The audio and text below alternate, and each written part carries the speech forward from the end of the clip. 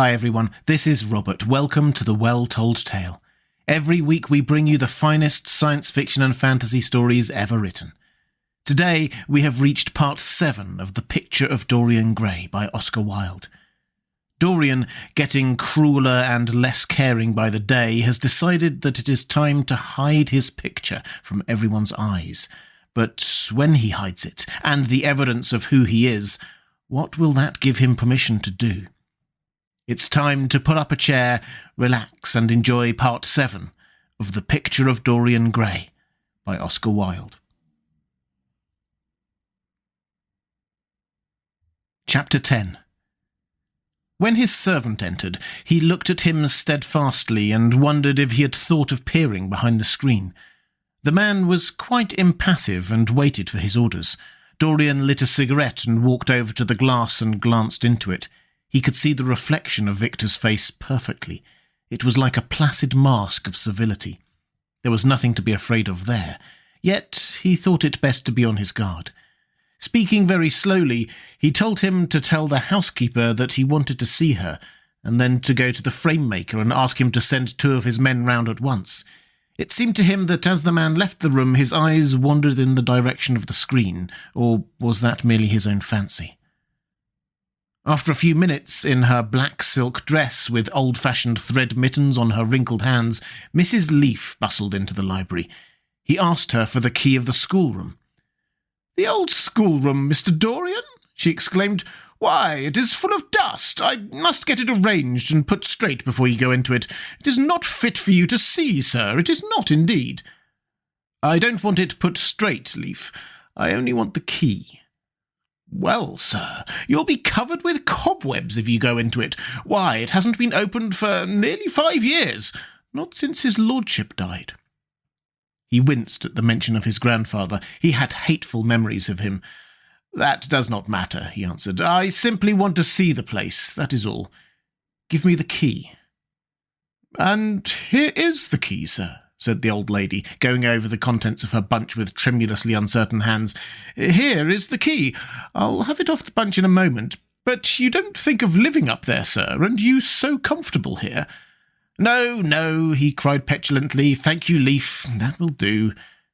She lingered for a few moments and was garrulous over some detail of the household. He sighed and told her to manage things as she thought best. She left the room, wreathed in smiles.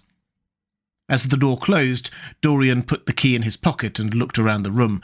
His eye fell on a large purple satin coverlet, heavily embroidered with gold, a splendid piece of late 17th century Venetian work that his grandfather had found in a convent near Bologna. Yes, that would serve to wrap the dreadful thing in. It had perhaps served often as a pall for the dead.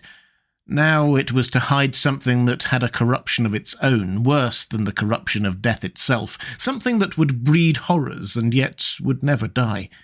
What the worm was to the corpse, his sins would be to the painted image on the canvas. They would mar its beauty and eat away its grace. They would defile it and make it shameful. And yet the thing would still live on. It would be always alive. He shuddered, and for a moment he regretted that he had not told Basil the true reason why he had wished to hide the picture away. Basil would have helped him to resist Lord Henry's influence, and the still more poisonous influences that came from his own temperament. The love that he bore him, for it was really love, had nothing in it that was not noble and intellectual. It was not that mere physical admiration of beauty that is born of the senses and that dies when the senses tire.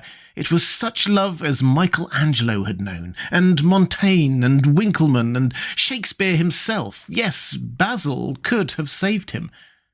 But it was too late now.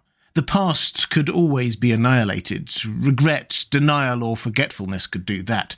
But the future was inevitable. There were passions in him that would find their terrible outlet, dreams that would make the shadow of their evil real. He took up from the couch the great purple and gold texture that covered it, and holding it in his hands, passed behind the screen. Was the face on the canvas viler than before? It seemed to him that it was unchanged, and yet his loathing of it was intensified. Gold hair, blue eyes, and rose-red lips, they were all there. It was simply the expression that had altered. That was horrible in its cruelty, Compared to what he saw of it in censure or rebuke, how shallow Basil's reproaches about Sybil Vane had been, how shallow, and of what little account. His own soul was looking out at him from the canvas and calling him to judgment. A look of pain came across him, and he flung the rich pall over the picture. As he did so, a knock came to the door. He passed out as his servant entered. "The persons are here, monsieur." He felt that the man must be got rid of at once. He must not be allowed to know where the picture was being taken to. There was something sly about him, and he had thoughtful, treacherous eyes. Sitting down at the writing table, he scribbled a note to Lord Henry, asking him to send him round something to read, and reminding him that they were to meet at 8:15 that evening. "Wait for an answer," he said, handing it to him, "and show the men in here." In 2 or 3 minutes there was another knock, and Mr. Hubbard himself, the celebrated frame-maker of South Audley Street, came in with a somewhat rough-looking young assistant. Mr. Hubbard was a florid, red-whiskered little man, whose admiration for art was considerably tempered by the inveterate impecuniosity of most of the artists who dealt with him. As a rule, he never left his shop. He waited for people to come to him, but he always made an exception in favour of Dorian Gray. There was something about Dorian that charmed everybody. It was a pleasure even to see him. "What can I do for you, Mr. Gray?" he said, rubbing his fat, freckled hands.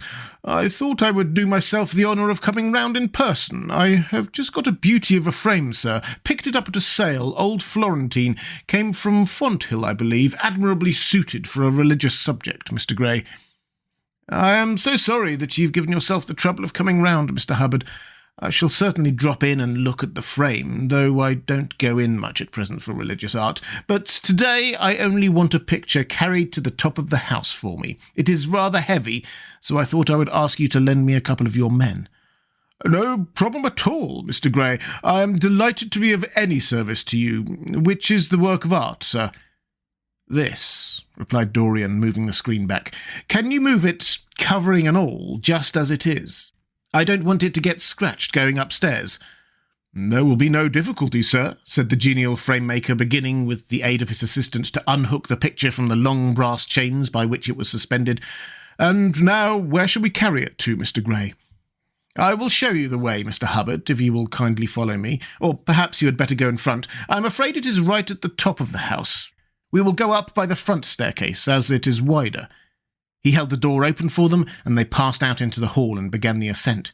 The elaborate character of the frame had made the picture extremely bulky, and now and then, in spite of the obsequious protests of Mr. Hubbard, who had the true tradesman's spirited dislike of seeing a gentleman do anything useful, Dorian put his hand to it so as to help them.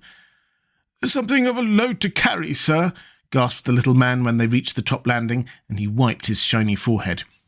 "I'm afraid it is rather heavy," murmured Dorian, as he unlocked the door that opened into the room that was to keep for him the curious secret of his life and hide his soul from the eyes of men. He had not entered the place for more than 4 years, not indeed since he had used it first as a playroom when he was a child, and then as a study when he grew somewhat older. It was a large, well-proportioned room which had been specifically built by the last Lord Kelso for the use of the little grandson whom, for his strange likeness to his mother, and also for other reasons, he had always hated and desired to keep at a distance. It appeared to Dorian to have but little changed. There was the huge Italian cassone with its fantastically painted panels and its tarnished gilt mouldings in which he had so often hidden himself as a boy. There the satinwood bookcase filled with his dog-eared schoolbooks. On the wall behind it was hanging the same ragged Flemish tapestry where a faded king and queen were playing chess in a garden, while a company of hawkers rode by, carrying hooded birds on their gauntleted wrists. How well he remembered it all. Every moment of his lonely childhood came back to him as he looked around. He recalled the stainless purity of his boyish life, and it seemed horrible to him that it was here the fatal portrait was to be hidden away. How little he had thought, in those dead days, of all that was in store for him. But there was no other place in the house so secure from prying eyes as this. He had the key, and no one else could enter.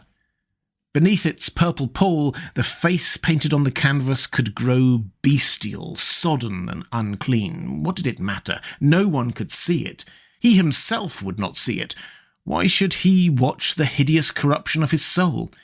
He kept his youth, and that was enough. And besides, might not his nature grow finer, after all? There was no reason that the future should be so full of shame. Some love might come across his life and purify him, and shield him from those sins that seemed to be already stirring in spirit and in flesh, those curious, unpictured sins whose very mystery lent them their subtlety and their charm. Perhaps some day the cruel look would have passed away from the scarlet, sensitive mouth, and he might show to the world Basil Hallward's masterpiece. No, that was impossible.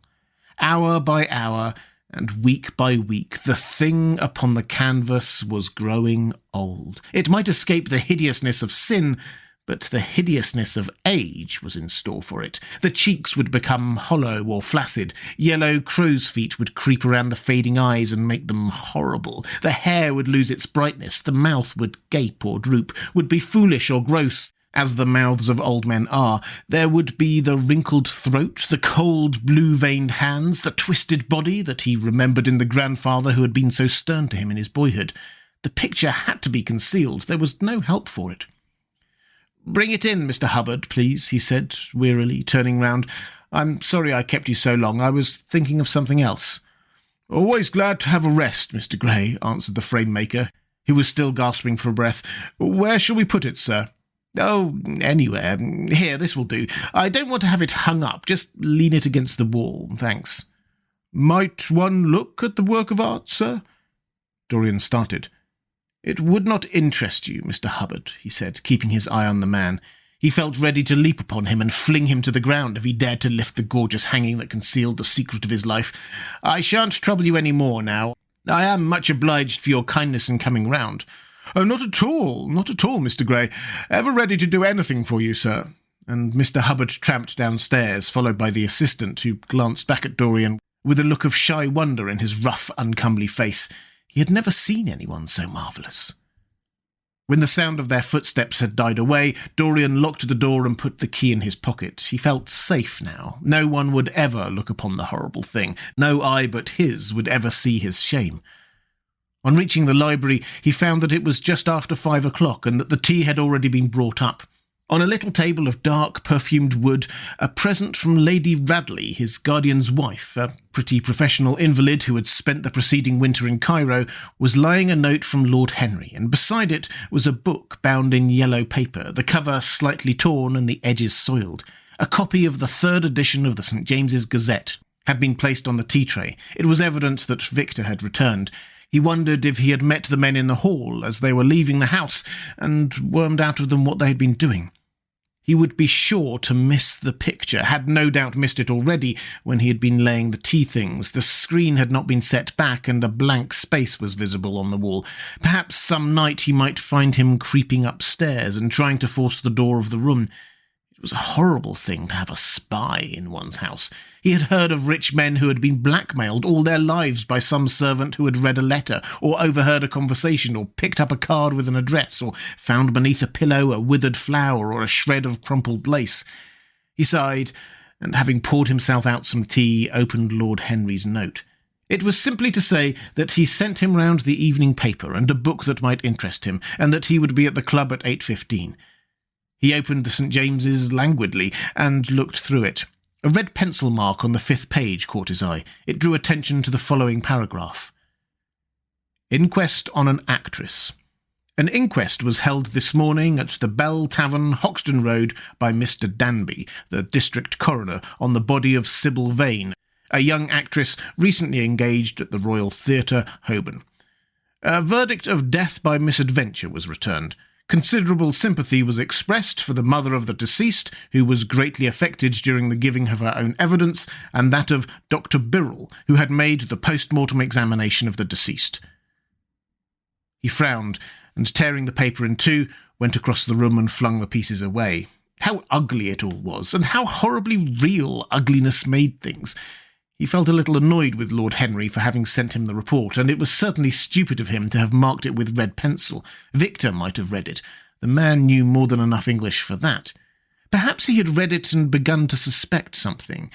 And yet, what did it matter? What had Dorian Gray to do with Sybil Vane's death? There was nothing to fear. Dorian Gray had not killed her. His eye fell on the yellow book that Lord Henry had sent him. What was it, he wondered. He went towards the little pearl-coloured octagonal stand that had always looked to him like the work of some strange Egyptian bees that wrought in silver, and taking up the volume, flung himself into an armchair and began to turn over the leaves. After a few minutes he became absorbed. It was the strangest book that he had ever read. It seemed to him that in exquisite raiment and to the delicate sound of flutes, the sins of the world were passing in dumb show before him. Things that he had dimly dreamed of were suddenly made real to him. Things of which he had never dreamed were gradually revealed. It was a novel without a plot, and with only one character, being, indeed, simply a psychological study of a certain young Parisian, who had spent his life trying to realise in the 19th century all the passions and modes of thought that belonged to every century except his own, and to sum up, as it were, in himself, the various moods through which the world spirit had ever passed, loving for their more artificiality those renunciations that men have unwisely called virtue, as much as those natural rebellions that wise men still call sin. The style in which it was written was that curious jewelled style, vivid and obscure at once, full of argot and archaisms, of technical expressions and of elaborate paraphrases that characterises the work of some of the finest artists of the French school of symbolists. There were in it metaphors as monstrous as orchids and as subtle in colour. The life of the senses was described in terms of mystical philosophy. One hardly knew at times whether one was reading the spiritual ecstasies of some medieval saint or the morbid confessions of a modern sinner. It was a poisonous book. The heavy odour of incense seemed to cling about its pages and to trouble the brain. The mere cadence of the senses, the subtle monotony of their music, so full as it was of complex refrains and movements elaborately repeated, produced in the mind of the lad, as he passed from chapter to chapter, a form of reverie, a malady of dreaming that made him unconscious of the falling day and creeping shadows. Cloudless and pierced by one solitary star, a copper-green sky gleamed through the windows. He read on by its one light until he could read no more. Then, after his valet had reminded him several times of the lateness of the hour, he got up and, going into the next room, placed the book on the little Florentine table that always stood by his bedside and began to dress for dinner. It was almost 9 o'clock before he reached the club, where he found Lord Henry sitting alone in the morning-room, looking very much bored. "I'm so sorry, Harry," he cried, "but really it is entirely your fault. That book you sent me so fascinated me that I forgot how the time was going." "Yes, I thought you would like it," replied his host, rising from his chair. "I didn't say I liked it, Harry. I said it fascinated me. There's a great difference." "Ah, you have discovered that," murmured Lord Henry, and they passed into the dining-room. Chapter 11. For years, Dorian Gray could not free himself from the influence of this book, or perhaps it would be more accurate to say that he never sought to free himself from it. He procured from Paris no less than 9 large paper copies of the first edition, and had them bound in different colours so that they might suit his various moods and the changing fancies of a nature over which he seemed at times to have almost entirely lost control. The hero, the wonderful young Parisian in whom the romantic and the scientific temperaments were so strangely blended, became to him a kind of prefiguring type of himself, and indeed the whole book seemed to him to contain the story of his own life, written before he had lived it. In one point he was more fortunate than the novel's fantastic hero. He never knew, never indeed had any cause to know, that somewhat grotesque dread of mirrors and polished metal surfaces and still water which came upon the young Parisian so early in his life, and was occasioned by the sudden decay of a beau that had once, apparently, been so remarkable. It was with an almost cruel joy, and perhaps in nearly every joy, as certainly in every pleasure, cruelty has its place, that he used to read the latter part of the book, with its really tragic, if somewhat over-emphasised, account of the sorrow and despair of one who had himself lost what in others, and the world, he had most dearly valued. For the wonderful beauty that had so fascinated Basil Hallward, and many others beside him, seemed never to leave him. Even those who had heard the most evil things against him, and from time to time strange rumours about his mode of life crept through London and became the chatter of the clubs, could not believe anything to his dishonour when they saw him. He had always the look of one who had kept himself unspotted from the world. Men who talked grossly became silent when Dorian Gray entered the room. There was something in the purity of his face that rebuked them. His mere presence seemed to recall to them the memory of the innocence that they had tarnished. They wondered how one so charming and graceful as he was could have escaped the stain of an age that was at once sordid and sensual. Often, on returning home from one of those mysterious and prolonged absences that gave rise to such strange conjecture among those who were his friends, or thought that they were so, he himself would creep upstairs to the locked room, open the door with the key that never left him now, and stand with a mirror in front of the portrait that Basil Hallward had painted of him, looking now at the evil and ageing face on the canvas, and now at the fair young face that laughed back at him from the polished glass. The very sharpness of the contrast used to quicken his sense of pleasure. He grew more and more enamoured of his own beauty, more and more interested in the corruption of his own soul. He would examine with minute care, and sometimes with a monstrous and terrible delight, the hideous lines that seared the wrinkling forehead or crawled round the heavy sensual mouth, wondering sometimes which were the more horrible, the signs of sin or the signs of age. He would place his white hands beside the coarse, bloated hands of his picture and smile. He mocked the misshapen body and the failing limbs. There were moments, indeed, at night, when, lying sleepless in his own delicately scented chamber, or in the sordid room of the little ill-famed tavern near the docks, which, under an assumed name and in disguise, it was his habit to frequent, he would think of the ruin he had brought upon his soul with a pity that was all the more poignant because it was purely selfish. But moments such as these were rare. That curiosity about life which Lord Henry had first stirred in him as they sat together in the garden of their friend seemed to increase with gratification. The more he knew, the more he desired to know. He had mad hungers that grew more ravenous as he fed them. Yet he was not really reckless, at any rate in his relations to society.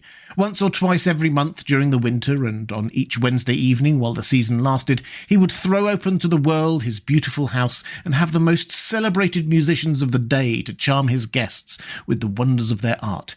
His little dinners, in the setting of which Lord Henry always assisted him, were noted as much for their careful selection and placing of those invited as for the exquisite taste shown in the decoration of the table, with its subtle symphonic arrangements of exotic flowers and embroidered cloths, and antique plate of gold and silver.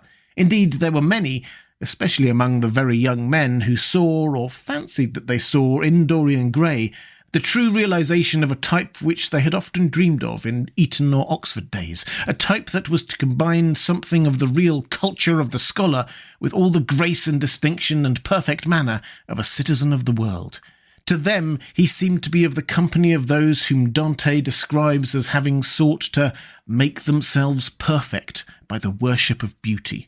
Like Gautier, he was one for whom the visible world existed.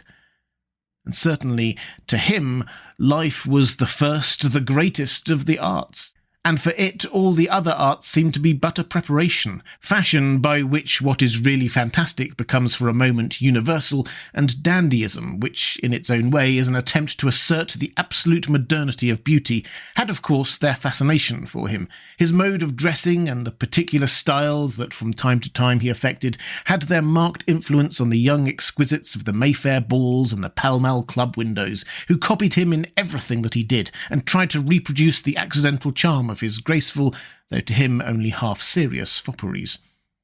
For while he was but too ready to accept the position that was almost immediately offered to him on his coming of age, and found indeed a subtle pleasure in the thought that he might really become to the London of his own day what to imperial Neronian Rome the author of the Satyricon had once been, yet in his inmost heart he desired to be something more than a mere arbiter elegantiarum, to be consulted on the wearing of a jewel, or the knotting of a necktie, or the conduct of a cane. He sought to elaborate some new scheme of life that would have its reasoned philosophy and its ordered principles, and find in the spiritualizing of the senses its highest realization. The worship of the senses has often, and with much justice, been decried, men feeling a natural instinct of terror about passions and sensations that seem stronger than themselves, and that they are conscious of sharing with their less highly organised forms of existence.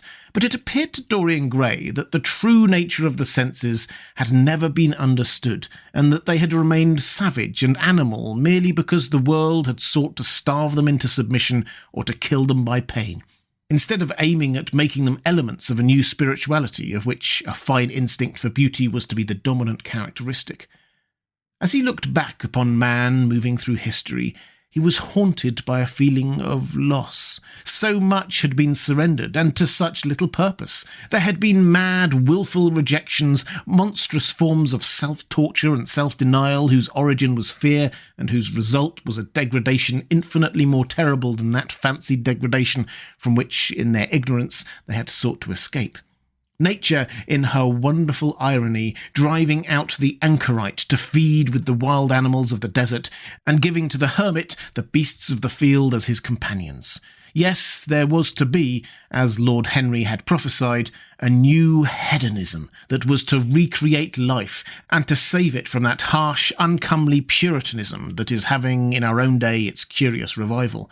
It was to have its service of the intellect, certainly, yet it was never to accept any theory or system that would involve the sacrifice of any mode of passionate experience. Its aim, indeed, was to be experience itself, and not the fruits of experience, sweet or bitter as they might be. Of the asceticism that deadens the senses, as of the vulgar prolificacy that dulls them, it was to know nothing. But it was to teach man to concentrate himself upon the moments of a life that is itself but a moment.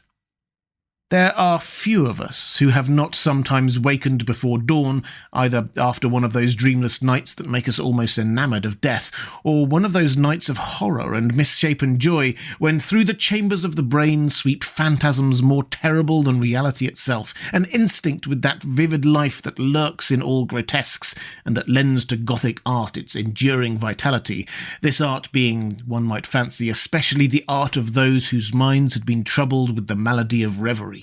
Gradually, white fingers creep through the curtains and they appear to tremble. In black, fantastic shapes, dumb shadows crawl into the corners of the room and crouch there. Outside, there is the stirring of birds among the leaves, or the sound of men going forth to their work, or the sigh and sob of the wind coming down from the hills and wandering round the silent house, as though it feared to wake the sleepers, and yet must needs call forth sleep from her purple cave. Veil after veil of thin, dusky gauze is lifted, and by degrees the forms and colours of things are restored to them, and we watch the dawn remaking the world in its antique pattern. The wan mirrors get back their mimic life. The flameless tapers stand where we had left them, and beside them lies the half-cut book that we had been studying, or the wired flower that we had worn at the ball, or the letter that we had been afraid to read, or that we had read too often. Nothing seems to us changed. Out of the unreal shadows of the night comes back the real life that we had known. We have to resume it where we had left off, and there steals over us a terrible sense of the necessity for the continuance of energy in the same wearisome round of stereotyped habits, or a wild longing, as it may, that our eyelids might open some morning upon a world that had been refashioned anew in the darkness for our pleasure, a world in which things would have fresh shapes and colours, and be changed or have other secrets, a world in which the past would have little or no place, or survive, at any rate, in no conscious form of obligation or regret, the remembrance even of joy having its bitterness and the memories of pleasure their pain. It was the creation of such worlds as these that seemed to Dorian Gray to be the true object, or amongst the true objects of life, and in his search for sensations that would be at once new and delightful, and possess that element of strangeness that is so essential to romance, he would often adopt certain modes of thought that he knew to be really alien to his nature, abandon himself to their subtle influences, and then, having, as it were, caught their colour and satisfied his intellectual curiosity, leave them with that curious indifference that is not incompatible with a real ardour of temperament, and that indeed, according to certain modern psychologists, is often a condition of it. It was rumoured of him once that he was about to join the Roman Catholic communion, and certainly the Roman ritual had always been a great attraction for him, the daily sacrifice. More awful, really, than all the sacrifices of the antique world, stirred him as much by its superb rejection of the evidence of the senses as by the primitive simplicity of its elements and the eternal pathos of the human tragedy that it sought to symbolise. He loved to kneel down on the cold marble pavement and watch the priest, in his stiff flowered dalmatic, slowly and with white hands, moving aside the veil of the tabernacle, or raising aloft the jewelled, lantern-shaped monstrance with that pallid wafer that at times, one would fain think, is indeed the panis celestis, the bread of angels, or robed in the garments of the passion of the Christ, breaking the host into the chalice and smiting his breast for his sins, the fuming censers that the grave boys in their lace and scarlet tossed into the air like great gilt flowers, had their subtle fascination for him. As he passed out, he used to look with wonder at the black confessionals and long to sit in the dim shadow of one of them and listen to men and women whispering through the worn grating the true story of their lives. But he never fell into the error of arresting his intellectual development by any formal acceptance of creed or systems, or of mistaking for a house in which to live an inn that is but suitable for the sojourn of a night, or for a few hours of a night in which there are no stars and the moon is in travail. Mysticism, with its marvellous power of making common things strange to us, and the subtle antinomianism that always seems to accompany it, moved him for a season, and for a season he inclined to the materialistic doctrines of the Darwinismus movement in Germany, and found a curious pleasure in tracing the thoughts and passions of men to some pearly cell in the brain, or some white nerve in the body, delighting in the conception of the absolute dependence of the spirit on certain physical conditions, morbid or healthy, normal or diseased. Yet, as has been said of him before, no theory of life seemed to him to be of any more importance compared with life itself. He felt keenly conscious of how barren all intellectual speculation is when separated from action and experiment. He knew that the senses, no less than the soul, have their spiritual mysteries to reveal. And so he would now study perfumes and the secrets of their manufacture, distilling heavily scented oils and burning odorous gums from the East. He saw that there was no mood of the mind that had not its counterpart in the sensuous life, and set himself to discover their true relations, wondering what there was in frankincense that made one mystical, and in ambergris that stirred one's passions, and in violets that woke the memory of dead romances, and in musk that troubled the brain, and in champak that stained the imagination, and seeking often to elaborate a real psychology of perfumes, and to estimate the several influences of sweet-smelling roots and scented pollen-laden flowers, of aromatic balms and of dark and fragrant woods, of spikenard that sickens, of hovenia that makes men mad, and of aloes that are said to be able to expel melancholy from the soul. At another time, he devoted himself entirely to music, and in a long latticed room with a vermilion and gold ceiling and walls of olive-green lacquer, he used to give curious concerts in which mad gypsies tore wild music from little zithers, or grave yellow-shawled Tunisians plucked at the strained strings of monstrous lutes, while grinning men beat monotonously upon copper drums, and crouching upon scarlet mats, slim-turbaned Indians blew through long pipes of reed or brass, and charmed, or feigned to charm, great hooded snakes and horrible horned adders. The harsh intervals and shrill discords of barbaric music stirred him at times when Schubert's grace and Chopin's beautiful sorrows and the mighty harmonies of Beethoven himself fell unheeded on his ear. He collected together from all parts of the world the strangest instruments that could be found, either in the tombs of dead nations or among the few savage tribes that have survived contact with Western civilizations, and loved to touch and try them. He had the mysterious Juruparis of the Rio Negro Indians that women are not allowed to look at, and that even youths may not see till they have been subjected to fasting and scourging, and the earthen jars of the Peruvians that have the shrill cries of birds, and the flutes of human bones, such as Alfonso de Oval heard in Chile, and the sonorous green jaspers that are found near Cuzco and gave forth a note of singular sweetness. He had painted gourds filled with pebbles that rattled when they were shaken, the long clarin of the Mexicans into which the performer does not blow, but through which he inhales the air, the harsh chirr of the Amazon tribes that is sounded by the sentinels who sit all day long in high trees, and can be heard, it is said, at a distance of 3 leagues. The teponaztli, which has 2 vibrating tongues of wood and is beaten with sticks that are smeared with an elastic gum obtained from the milky juice of plants. The yotl bells of the Aztecs that are hung in clusters like grapes, and a huge cylindrical drum covered with the skins of great serpents like the one that Bernal Diaz saw when he went with Cortez into the Mexican temple, and whose doleful sound he has left us so vivid a description. The fantastic character of these instruments fascinated him, and he felt a curious delight in the thought that art, like nature, has her monsters, things of bestial shape with hideous voices. Yet, after some time, he wearied of them, and would sit in his box at the opera, either alone or with Lord Henry, listening in rapt pleasure to Tannhauser, and seeing in the prelude to that great work of art a presentation of the tragedy of his own soul. On one occasion, he took up the study of jewels, and appeared at a costume ball as Anne de Joyeuse, Admiral of France, in a dress covered with 560 pearls. This taste enthralled him for years, and indeed may be said never to have left him. He would often spend a whole day settling and resettling in their cases the various stones that he had collected, such as the olive-green chrysoberyl that turns red by lamplight, the cymophane with its wire-like line of silver, rose-pink and wine-yellow topazes, carbuncles of fiery scarlet with tremulous 4-rayed stars, flame-red cinnamon stones, orange and violet spinels, and amethysts with their alternate layers of ruby and sapphire. He loved the red gold of the sunstone, and the moonstone's pearly whiteness, and the broken rainbow of the milky opal. He procured from Amsterdam 3 emeralds of extraordinary size and richness of colour, and had a turquoise de la vieille roche, which was the envy of all the connoisseurs. He discovered wonderful stories also about jewels.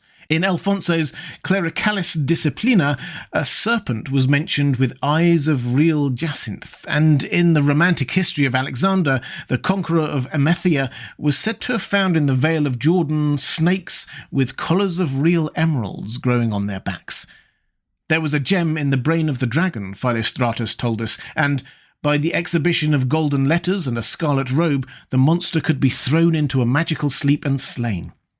According to the great alchemist Pierre de Boniface, the diamond rendered a man invisible, and the agate of India made him eloquent. The cornelian appeased anger, and the hyacinth provoked sleep, and the amethyst drove away the fumes of wine. The garnet cast out demons, and the hydropicus deprived the moon of her colour. The selenite waxed and waned with the moon, and the meloceus that discovers thieves could be affected only by the blood of kids. Leonardus Camillus had seen a white stone taken from the brain of a newly killed toad that was a certain antidote against poison. The bezoar that was found in the heart of Arabian deer was a charm that could cure the plague. In the nests of Arabian birds was the aspilates that, according to Democritus, kept the wearer from any danger of fire. The king of Kailan rode through his city with a large ruby in his hand as the ceremony of his coronation. The gates of the palace of John the priest were made of sardius, with the horn of the horned snake inwrought so that no man might bring poison within. Over the gable were 2 golden apples, which were 2 carbuncles, so that the gold might shine by day and the carbuncles by night. In Lodge's strange romance, A Marguerite of America, it was stated that in the chamber of the queen one could behold all the chaste ladies of the world, enchased out of silver, looking through fair mirrors of carbuncles, sapphires, and green emeralds. Marco Polo had seen the inhabitants of Zipangu place rose-coloured pearls in the mouths of the dead. A sea monster had been enamoured of the pearl that the diver brought to King Perosus, and had slain the thief, and mourned for 7 moons over its loss. When the Huns lured the king into the great pit, he flung it away, Procopius tells the story, nor was it ever found again, though the Emperor Anastasius offered 500 weight of gold pieces for it. The king of Malabar had shown to a certain Venetian a rosary of 304 pearls, one for every god that he worshipped. When the Duke of Valentinois, son of Alexander VI, visited Louis XII of France, his horse was loaded with gold leaves, according to Brantome, and his cap had double rows of rubies that threw out a great light. Charles of England had ridden in stirrups hung with 421 diamonds. Richard II had a coat valued at 30,000 marks, which was covered with ballast rubies. Hall described Henry VIII on his way to the Tower previous to his coronation as wearing a jacket of raised gold, the placard embroidered with diamonds and other rich stones, and a great borderic around his neck of large balasses. The favourites of James I wore earrings of emeralds set in gold filigrane. Edward II gave to Pierre Gaveston a suit of red gold armour studded with jacinths. A collar of gold roses set the turquoise stones, and the skull-cap parsemé with pearls. Henry II wore jewelled gloves reaching to the elbow, and a hawk glove sewn with 12 rubies and 52 great orients. The ducal hat of Charles the Rash, the last Duke of Burgundy of his race, was hung with pear-shaped pearls and studded with sapphires. How exquisite life had once been! How gorgeous in its pomp and decoration! Even to read of the luxury of the dead was wonderful. Then he turned his attention to embroideries and to the tapestries that performed the offices of frescoes in the chilly rooms of the northern nations of Europe.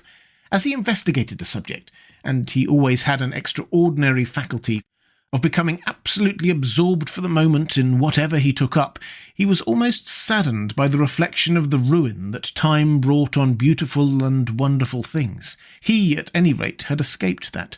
Summer followed summer, and the yellow jonquils bloomed and died many times, and nights of horror repeated the story of their shame, but he was unchanged. No winter marred his face or stained his flower-like bloom. How different it was with material things!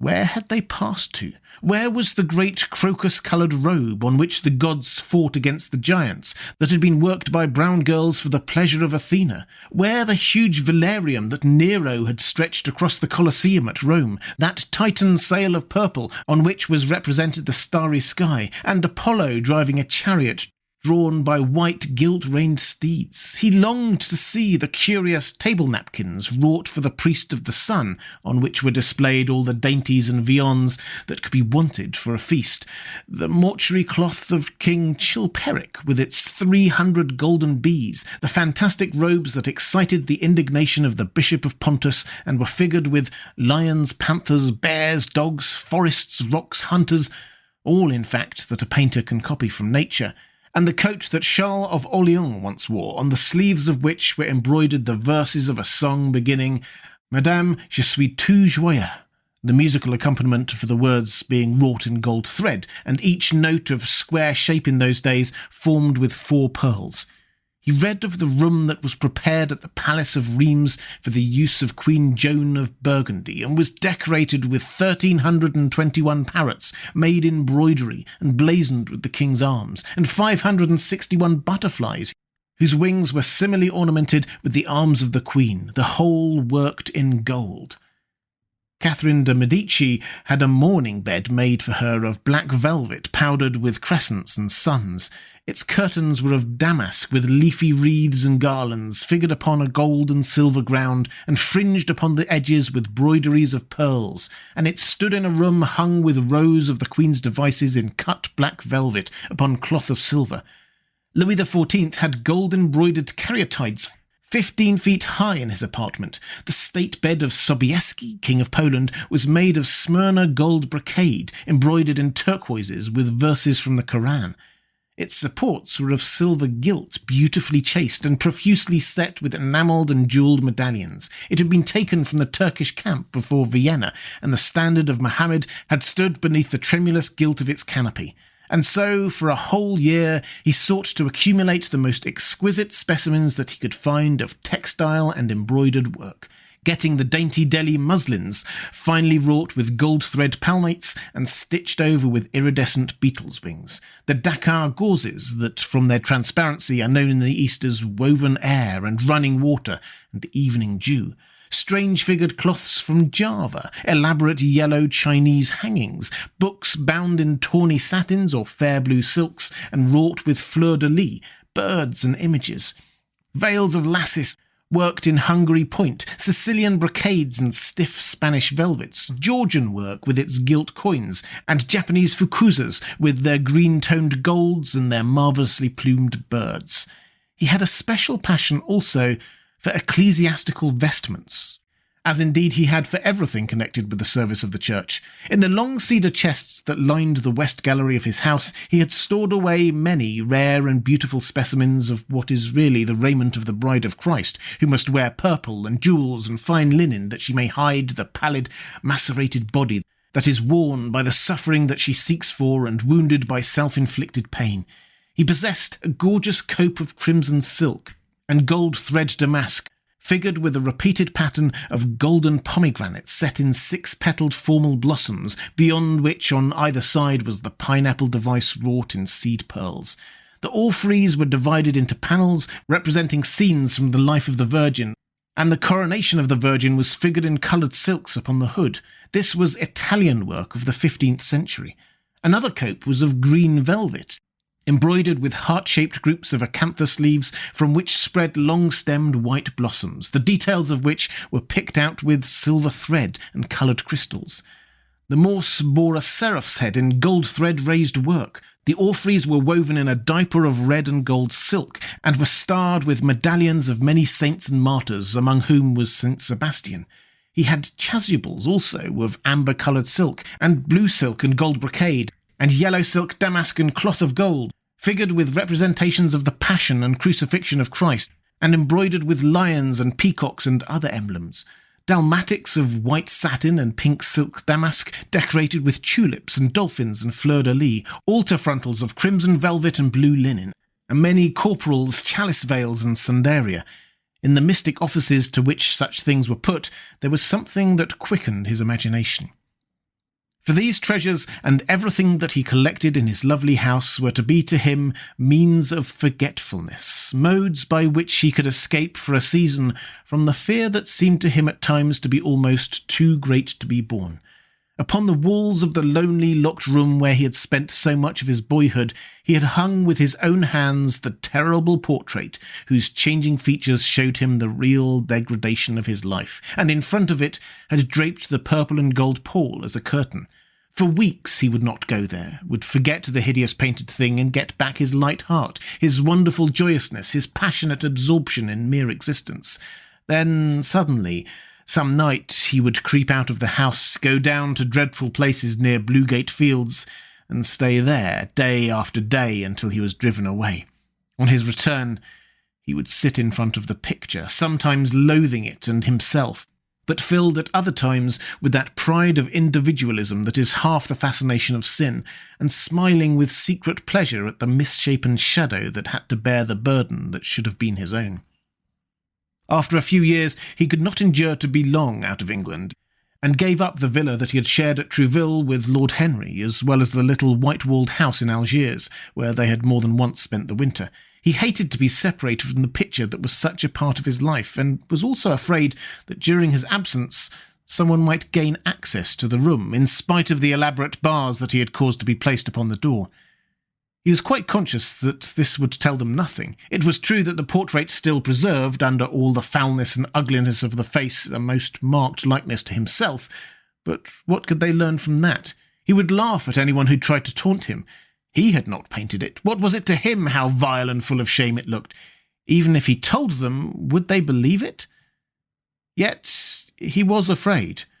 Sometimes, when he was down at his great house in Nottinghamshire, entertaining the fashionable young men of his own rank who were his chief companions, and astounding the county by the wanton luxury and gorgeous splendour of his mode of life, he would suddenly leave his guests and rush back to town to see that the door had not been tampered with and that the picture was still there.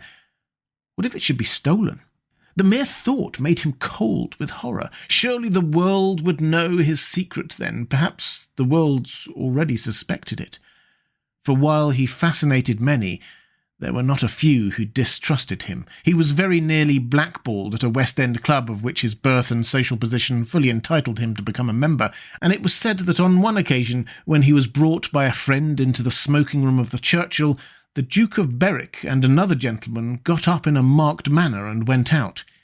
Curious stories became current about him after he had passed his 25th year. It was rumoured that he had been seen brawling with foreign sailors in a low den in the distant parts of Whitechapel, that he had consorted with thieves and coiners, and knew the mysteries of their trade.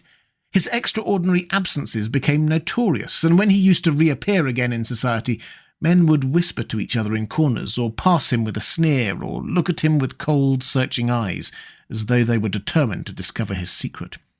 Of such insolences and attempted slights he, of course, took no notice, and in the opinion of most people, his frank debonair manner, his charming boyish smile, and the infinite grace of that wonderful youth that seemed never to leave him, were in themselves a sufficient answer for the calumnies, for so they termed them, that were circulated about him. It was remarked, however, that some of those who had been most intimate with him appeared, after a time, to shun him. Women who had wildly adored him, and for his sake had braved all social censure and set convention at defiance, were seen to grow pallid with shame or horror if Dorian Gray entered the room. Yet these whispered scandals only increased in the eyes of many his strange and dangerous charm. His great wealth was a certain element of security. Society, civilized society at least, is never very ready to believe anything to the detriment of those who are both rich and fascinating. It feels instinctively that manners are of more importance than morals, and in its opinion, the highest respectability is of much less value than the possession of a good chef. And after all, it is a very poor consolation to be told that the man who has given one a bad dinner, or poor wine, is irreproachable in his private life. Even the cardinal virtues cannot atone for a half-cold entree, as Lord Henry remarked once in a discussion on the subject, and there is possibly a good deal to be said for his view. For the canons of good society are, or should be, the same as the canons of art. Form is absolutely essential to it. It should have the dignity of a ceremony as well as its unreality, and should combine the insincere character of a romantic play with the wit and beauty that makes such plays delightful to us. Is insincerity such a terrible thing? I think not. It is merely a method by which we can multiply our personalities. Such, at any rate, was Dorian Gray's opinion.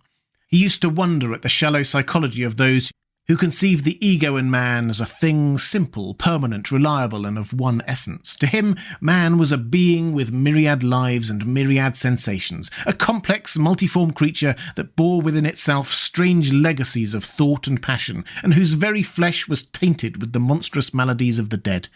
He loved to stroll through the gaunt, cold picture gallery of his country house and look at the various portraits of those whose blood flowed in his veins. Here was Philip Herbert, described by Francis Osborne in his memoirs on the reigns of Queen Elizabeth and King James as one who was caressed by the court for his handsome face, which kept him not long company. Was it young Herbert's life that he sometimes led? Had some strange poisonous germ crept from body to body till it had reached his own? Was it some dim sense of that ruined grace that had made him so suddenly and almost without cause give utterance in Basil Hallward's studio to the mad prayer that had so changed his life? Here, in gold-embroidered red doublet, jewelled surcoat, and a gilt-edged ruff and wristbands, stood Sir Anthony Sherard with his silver and black armour piled at his feet. What had this man's legacy been? Had the lover of Giovanna of Naples bequeathed him some inheritance of sin and shame?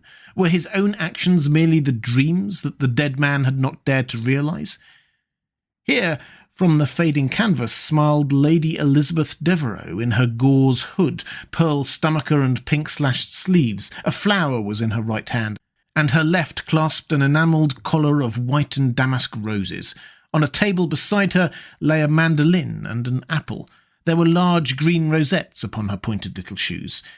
He knew her life, and the strange stories that were told about her lovers. Had he something of her temperament in him? Those oval, heavy-lidded eyes seemed to look curiously at him. What of George Willoughby, with his powdered hair and fantastic patches? How evil he looked! The face was saturnine and swarthy, and the sensual lips seemed to be twisted with disdain. Delicate lace ruffles fell over the lean yellow hands that were so overladen with rings. He had been a macaroni of the 18th century, and the friend in his youth of Lord Ferrars. What of the second Lord Beckenham, the companion of the Prince Regent in his wildest days, and one of the witnesses at the secret marriage with Mrs. Fitzherbert? How proud and handsome he was! With his chestnut curls and insolent pose, what passions had he bequeathed? The world had looked upon him as infamous. He had led the orgies at Carlton House. The Star of the Garter glittered upon his breast. Besides him hung the portrait of his wife, a pallid, thin-lipped woman in black. Her blood also stirred within him. How curious it all seemed. And his mother, with her Lady Hamilton face and moist wine-dashed lips, he knew what he had got from her. He had got from her his beauty and his passion for the beauty of others. She laughed at him in her loose dress. There were vine leaves in her hair. The purple spilled from the cup she was holding. The carnations of the painting had withered. The eyes were still wonderful in their depth and brilliancy of colour. They seemed to follow him wherever he went. Yet one had ancestors in literature as well as in one's own race, nearer perhaps in type and temperament, many of them, and certainly with an influence in which one was more absolutely conscious. There were times when it appeared to Dorian Gray that the whole of history was merely the record of his own life, not as he had lived it, in act and circumstance, but as his imagination had created it for him, as it had been in his brain and in his passions. He felt that he had known them all, those strange, terrible figures that had passed across the stage of the world and made sin so marvellous and evil so full of subtlety. It seemed to him that in some mysterious way their lives had been his own. The hero of the wonderful novel that had so influenced his life had himself known this curious fancy. In the 7th chapter he tells how, crowned with laurel, lest lightning might strike him, he had sat as Tiberius in a garden of Capri, reading the shameful books of Elephantis, while dwarfs and peacocks strutted around him and the flute-player mocked the swinger of the censer, and, as Caligula, had caroused with the green-shirted jockeys in their stables and supped in an ivory manger with a jewel front-litted horse, or, as Domitian, had wandered through a corridor lined with purple mirrors, looking round with haggard eyes for the reflection of the dagger that was to end his days, and sick with that ennui, that terrible tedium vitae that comes on those to whom life denies nothing, and had peered through a clear emerald at the red shambles of the circus, and then, in a litter of pearl and purple drawn by silver-shod mules, had been carried through the street of pomegranates to a house of gold, and heard men call on Nero Caesar as he passed by. And as Elagabalus had painted his face with colours, and plied the distaff amongst the women, and brought the moon from Carthage, and given her in mystic marriage to the sun. Over and over again Dorian used to read this fantastic chapter, and the 2 chapters immediately following it, in which, as in some curious tapestries or cunningly wrought enamels, were pictured the awful and beautiful forms of those whom vice and blood and weariness had made monstrous or mad. Filippo, Duke of Milan, who slew his wife and painted her lips with a scarlet poison that her lover might suck death from the dead thing he fondled. Pietro Barbi, the Venetian, known as Paul II, who sought in his vanity to assume the title of Formosus, and whose tiara, valued at 200,000 florins, was bought at the price of a terrible sin. Gian Maria Visconti, who used hounds to chase living men, and whose murdered body was covered with roses by a harlot who had loved him. The Borgia on his white horse, with fratricide riding beside him, and his mantle stained with the blood of Perotto.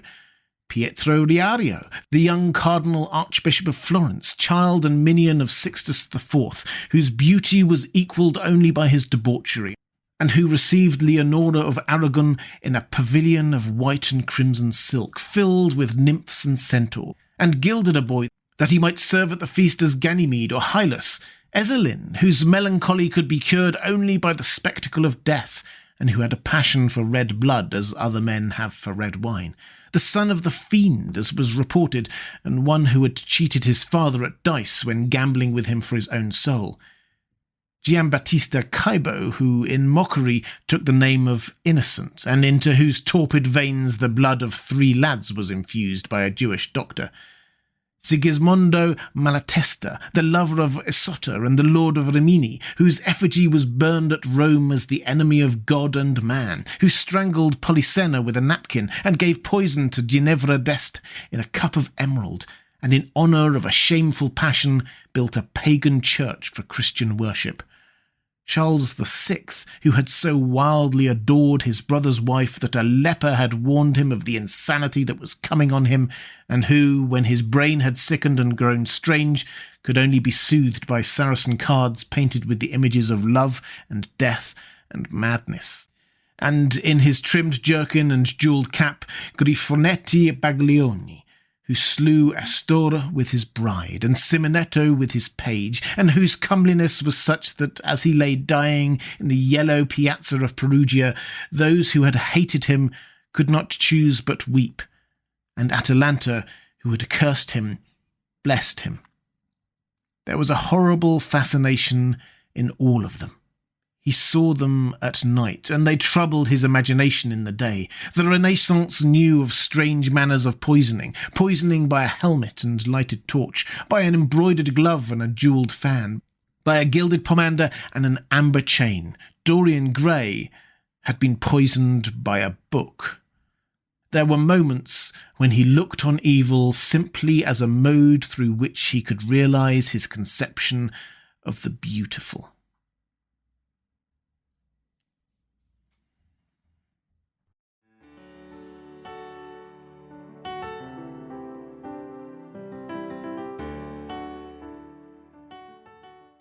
And welcome back. I hope you enjoyed part 7 of The Picture of Dorian Gray by Oscar Wilde. If you did, then please consider supporting The Well-Told Tale on Patreon at patreon.com/thewelltoldtale. There's a link in the description.